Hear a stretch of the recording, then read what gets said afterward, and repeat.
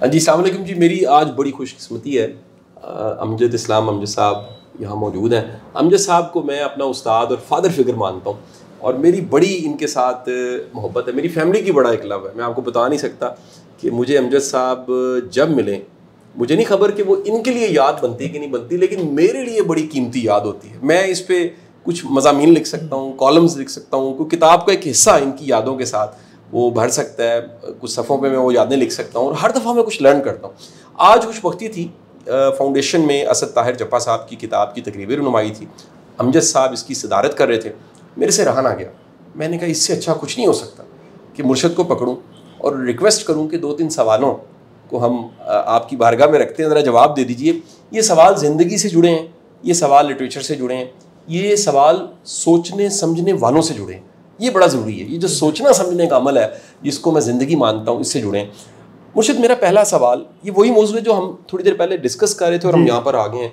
ये जो biological age है, इंसान की बॉडी की एज बड़ी थोड़ी है और जहन की जो उम्र है और उसका इर्तिका है, ये कहीं आके जुदा होने लग पड़ते हैं। नज़र आ जाता है कि ये जिस्म जाने लगा है और ये सारे का सारा 70 साल 80 साल का विजडम, अब इसे कहाँ रखा जाए? ये जो कैफियत है, इसको किस तरह एक्सप्लेन करेंगे आप? ये बड़ी वाकई, मैं चूँकि ख़ुद इससे गुज़र रहा हूँ, इसलिए मैं इस एगनी को शायद थोड़ा सा और ज़्यादा महसूस करता हूँ कि जब आपके जो हवासे खमसा हैं, जिनके ज़रिए से आपको ज़िंदगी का शऊर बुनियादी तौर पे हासिल होता है, जिनके साथ गुजारते हैं, वो एक तरफ होना शुरू हो जाते हैं और उनमें से एक सलाहियत जो है, जो आपकी इंटेलेक्ट है, वो इम्प्रूव करती रहती है। ये डिके करते रहते हैं, बाकी चीज़ें वो इम्प्रूव करती रहती है, जिससे उनका जो दरमियानी फासला है वो आखिर उम्र में आकर और ज़्यादा बढ़ जाता है, क्योंकि इधर चीज़ें डिके हो रही हैं, इधर इम्प्रूव कर रही हैं। तो वो अब उसमें जो मैं समझता हूँ, जो दिक्कत मुझे महसूस होती है कि हम ऐसी इंफॉर्मेशन की दुनिया में आ गए हैं कि आपके लिए 24 घंटे डेफिनेटली कम पड़ गए। तो पुराने वक्तों में कहते थे ना कि there is always a 25th hour. अब वो 25th आवर मेरे ख्याल में शामिल हो गया है। सही।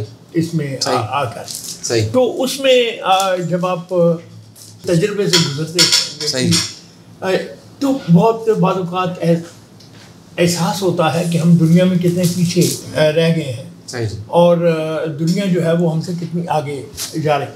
और फिर जब आप अपने मुआशरे को देखते हैं, सही, तो एक बड़ी अजीब और गरीब यानी सिचुएशन सामने आती है कि जितना बुरा हमने अपने मुआशरे को समझा हुआ है, मेरी ज़ाती राय है कि हमारा मुआशरा उतना बुरा नहीं है। बुरा है, सही, कमज़ोर है, उतना बुरा नहीं है। सही जी। असल में इसकी जो अच्छाइयाँ हैं वो मुंबर होगी आपस में, और बुराइयाँ जो हैं वो सामने होकर आ गई।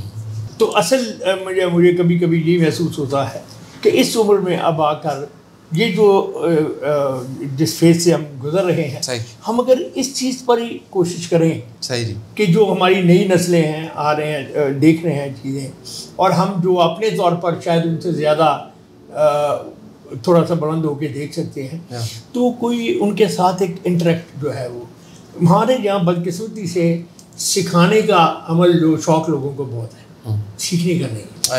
मुझे इरफाक साहब की एक बात याद आती है।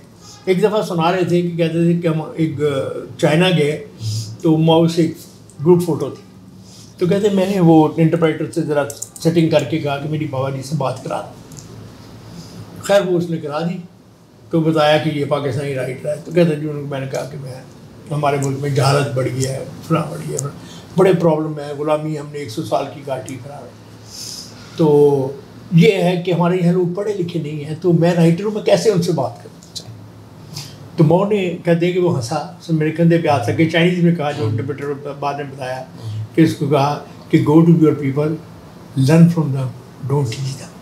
वाह, ज़बरदस्त। लर्न फ्रॉम देम, सही, कि उनके पास तुम्हें सिखाने को बहुत कुछ है, तुम्हारे पास इतना नहीं है जितना उनके पास है। सही, सही। तो मैं यही मैं समझता हूँ कि हमारी इतनी यूथ, तकरीबन 60% पाकिस्तान में सब यूथ है, कौन है जो उनसे इंटेलेक्ट की सतह पर कम्युनिकेट कर रहा है? बिल्कुल ठीक है, बिल्कुल ठीक है। गूढ़मत की सतह पर, जलसों की सतह पर ये सारे ये तो हो रहा है, पर उनसे बात कौन कर रहा है? सही। तो मुझे जो अच्छी चीज़ गोरों की लगती है और जिसको मैं बहुत अप्रिशिएट करता हूँ, अभी कोई 1 महीना पहले मैं इंग्लैंड में था, तो पहली दफ़ा मुझे ग्लासगो से ऊपर जाने का इत्तेफाक हुआ। वहाँ एबरडीन एक उनकी कोस्टल सिटी है। अच्छा। जो पुराने वक्तों में गांव होता था, बहुत छोटा सा चादरा टाइप का। ठीक जी। उस ज़माने में वहाँ 1495 में उन्होंने यूनिवर्सिटी बनाई। 1495 में, जब वो एक ऐसा दूर उस्तादा इलाका था जहाँ कुछ भी नहीं था। सही जी। तो हम ये जो बातें करते हैं उन पर तंग तो बातें करते हैं, मगर सोचते नहीं कि ये अल्लाह ने जो रुतबा उनको दिया है उसके लिए उन्होंने मेहनत भी की है। बिल्कुल ठीक। तो ये चीज़ जो है मैं समझता हूँ कि शायद अगर हम कोशिश करें सब मिलकर, सही जी, कि कोई ऐसा प्लेटफॉर्म या ऐसी सतह बनाएं कि जो ये जो बायोलॉजिकल डिके और उसका है, ये दोनों मिलकर हमारी जो यूथ है उसके साथ इंटरेक्ट कर सके। अच्छा अमजद साहब, मेरा एक बड़ा पसंदीदा मौजू शायद इसलिए है कि ये एक सिचुएशन है, मुझे लगता है कि इसमें से बड़े कम लोग गुजरते हैं, आप इसमें से कंफर्म गुजरे हैं। और वो सिचुएशन ये कि सर 80, 81, 82 में आपका वारिस ड्रामा वो क्लिक करता है, पीटीवी सिर्फ मौजूद है और एक ऐसा शख्स जो लिख रहा है, बोल रहा है, लेकिन वो सेलिब्रिटी बन जाता है। 35 साल 36 साल आपकी उम्र होगी सर। ये 35-36 साल की उम्र में जब बंदा सेलिब्रिटी बनता है तो उसके साइड इफ़ेक्ट्स बड़े ज़्यादा, बहुत ज़्यादा। अच्छा, उस साइड इफ़ेक्ट्स में एक जो बड़ा साइड इफ़ेक्ट है वो है कि आपके बड़े बड़े दोस्त भी हासिल हो जाते हैं। मैं चाहूँगा ये क्यों हो जाता है और इसको मैनेज करना। देखिए, जो पहले आपका सवाल है, मैं समझता हूँ वो तो नेचुरल है। देखिए, जनरली जो लोग होते हैं उनमें जिसको सेल्फिशनेस आप कहें या खुदगर्जी कहें या अपना मकाम खुद मुतय्यन करने की ख्वाहिश, तो उसका नेचुरल रिएक्शन जो होता है। इसलिए शुरू में मैं बहुत इससे परेशान होता था। एक दफ़ा मुझे मुस्लिउद्दीन जो हमारे टीवी के न्यूज़ के होते थे बड़े सीनियर पर, उन्होंने गालिब का एक शेर सुनाया जिससे मेरा मसला हल हो गया। अच्छा। बड़ा मैं दुखी था इसी बात पे कि यार मेरे इतने प्यारे दोस्त जिनसे मैं इतना प्यार करता हूँ, अगर मतलब मैं मशहूर हो गया हूँ तो मेरा क्या कसूर है इसमें। तो उन्होंने कहा कि हसद सजाए कमाले सुखन है, क्या कीजिए। हसद सजाए कमाले सुखन है, क्या कीजिए।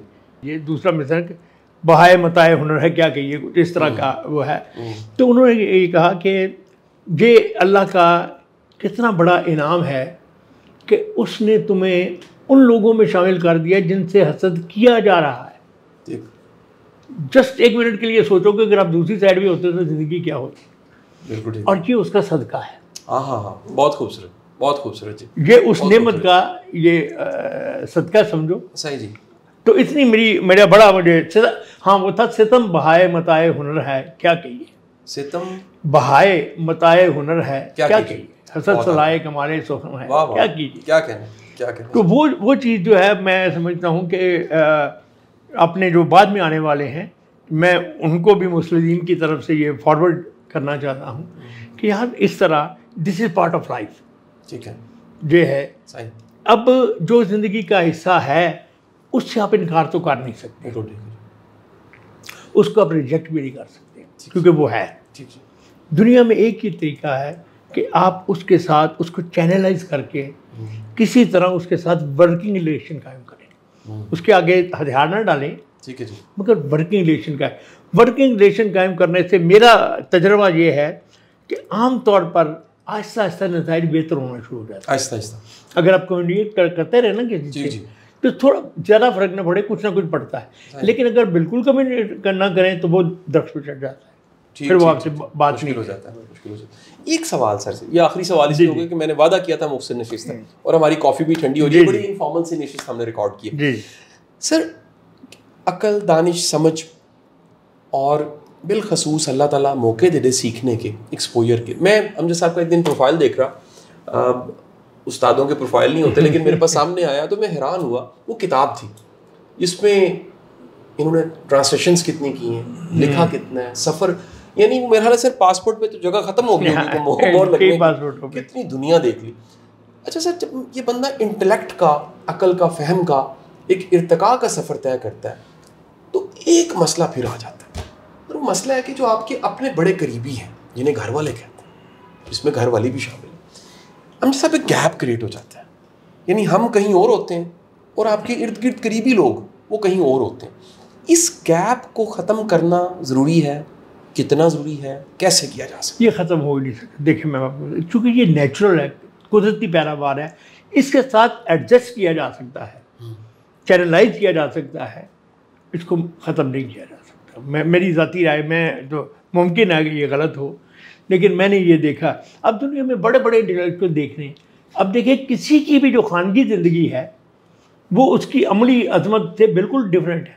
मौलाना शेख सादी बेचारा खोते पे बैठ के आता था और खोते पे बैठ के वापस लेके जाता था। तो इसलिए अब चूँकि ये बात एक नेचुरल है फिनोमेनन, और ऐन मुमकिन है कि आज जो लोग आपकी बात नहीं समझ रहे, कल को ख़ुद वो इस काबिल हो जाए कि उनकी बात समझने वाले ना रहे। वो तो एक दूसरी सतह पे है ना। सही जी। कोई ये नामुमकिन तो नहीं है। सही जी। उन्होंने भी तो ग्रो करना है। सही जी। ऐन मुमकिन है कि कल वो ग्रो करके खुद हो जाए उसी डायलेमा के शिकार। हाँ, लेकिन ये मसला रहेगा। ये रहेगा। हाँ, ये रहेगा। इसको भी कबूल कर लेना। इसको कबूल कर लेना। बहुत बहुत शुक्रिया। हमारी कॉफ़ी ठंडी हो रही है और मिल्क केक बड़ा स्पेशल इंतजार कर रहा है। दोबारा किसी दिन इंशाल्लाह हम जैसे आपको ज़हमत देते हैं, गप लगाते हैं, रिकॉर्ड करके आपको ये कई बातें ऐसी जो मैं सर से पूछ चुका था, आप लोगों के लिए सारी पूछी है। बहुत बहुत शुक्रिया। Thank you. बहुत बहुत